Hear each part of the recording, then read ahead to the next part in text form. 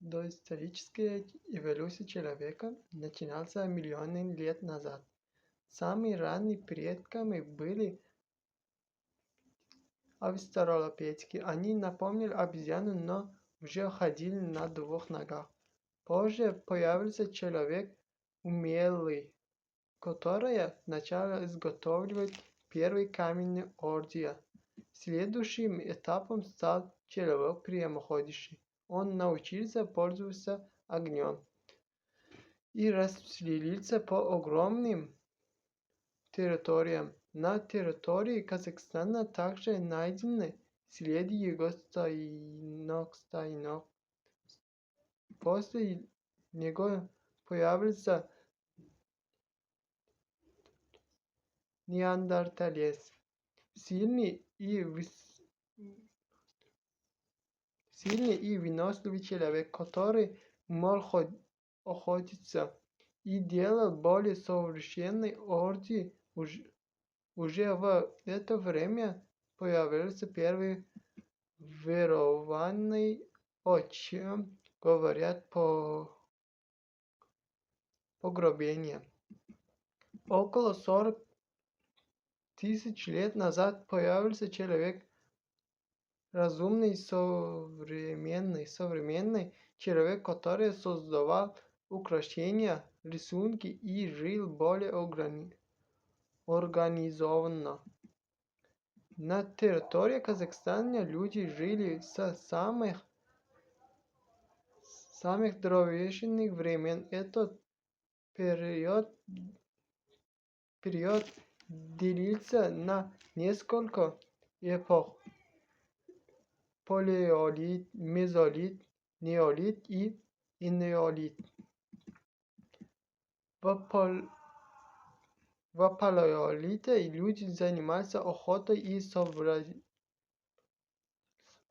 собирательством и жили в пещерах и простых жилищах.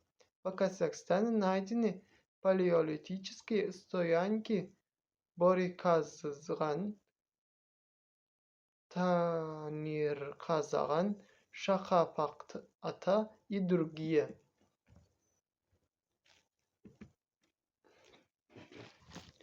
В мезолите люди изобрели лук и стрелы, что сделало охоту более эффективной. Появились мелкие камни, орудия. К этому времени относятся стоянки Экимбек и Канай. В неолите произошло большое изменение. Люди начали выращивать растения и держать домашних животных. Они изготовили глиняную посуду и строили более построенных поселений в Казахстане.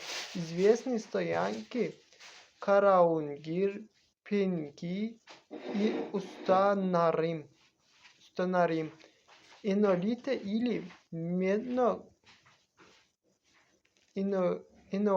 или медно-каменный век стал временным. Появился металлический орудия из меди. Самой важной культурой этого периода в Казахстане является ботайская культура. Ее жители жили в крупных поселениях и одними из первых в мире приучили лошадь. Они занимались коневодством и оставили после себя множество следов этой деятельности. Культура древних людей на территории Казахстана включает камни и медные орудия, земляники и шалаши, глиняные сосуды и охоту,